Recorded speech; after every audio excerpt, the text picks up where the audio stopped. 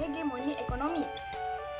Sebelum itu, perkenalkan, nama saya Karima dengan NIM 1996140011 dari program Studi Ekonomi Pembangunan kelas A, Fakultas Ekonomi Universitas Negeri Makassar. Baiklah, kita masuk pada teori hegemoni ekonomi.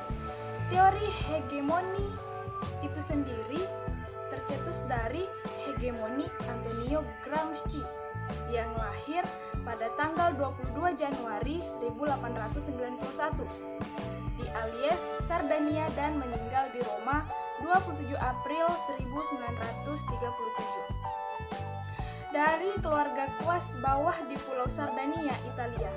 Latar belakang pendidikan yang cukup dikenal bahwa Gramsci memasuki perguruan tinggi setelah memenangkan perolehan beasiswa di Universitas Turin 1911.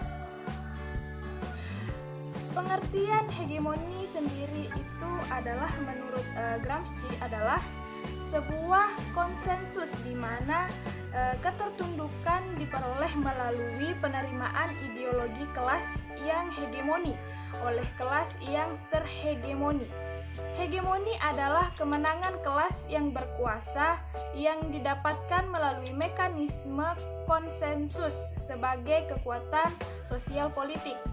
Hegemoni Gramsci menekankan kesadaran moral, di mana seseorang disadarkan lebih dahulu untuk tujuan hegemoni itu. Setelah seseorang sadar, ia tidak akan merasa dihegemoni lagi, melainkan dengan sadar melakukan hal tersebut dengan sukarela. Jadi, terdapat dua jenis hegemoni, yang satu melalui dominasi atau penindasan, dan yang lain melalui kesadaran moral. Hegemoni dapat didominasi atau penindasan merupakan hegemoni konsep Marxis ortodoks, biasanya bernuansa negatif. Sementara itu, hegemoni menurut Gramsci adalah hegemoni dengan kepemimpinan intelektual dan moral, biasanya bernuansa positif.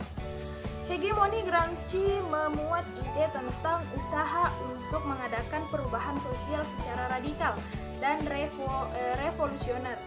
Gagasan hegemoni Gramsci telah mengandung isu-isu pokok dalam studi kultural, seperti tentang pluralisme, multikultural, dan budaya marginal.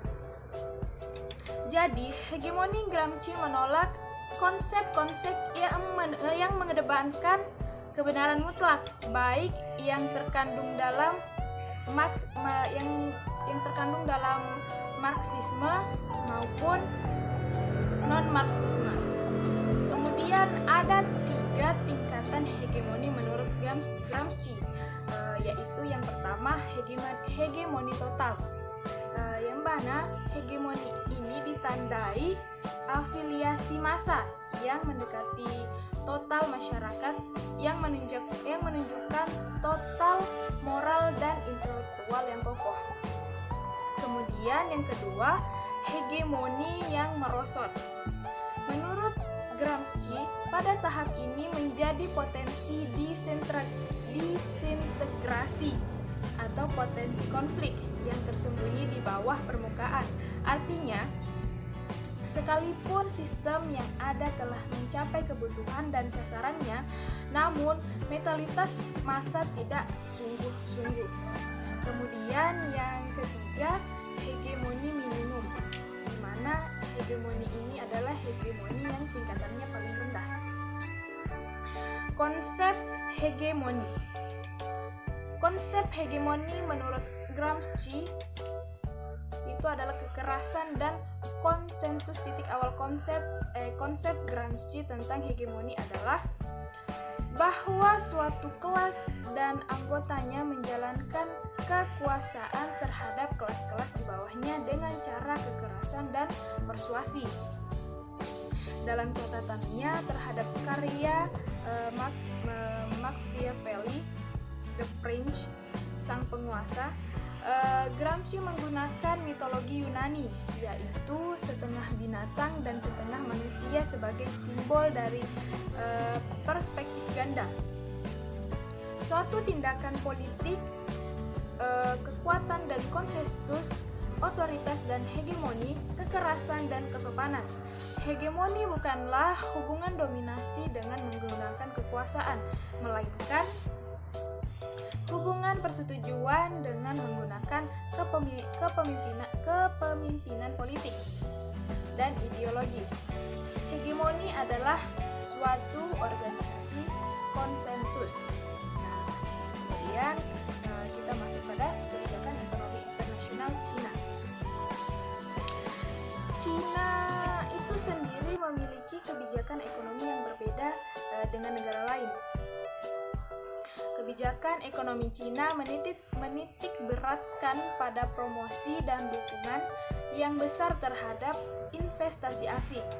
Namun, begitu pemerintah tetap memegang kendali penuh atas sektor moneter dan fiskal dengan sistem politik tetap otoriter. Baiklah, mungkin sekian pembahasan saya tentang teori hegemoni politik, teori hegemoni ekonomi. Maksud saya, kurang lebihnya mohon dimaafkan. Semoga materi ini dapat bermanfaat. Wabillahi taufiq wal hidayah. Wassalamualaikum.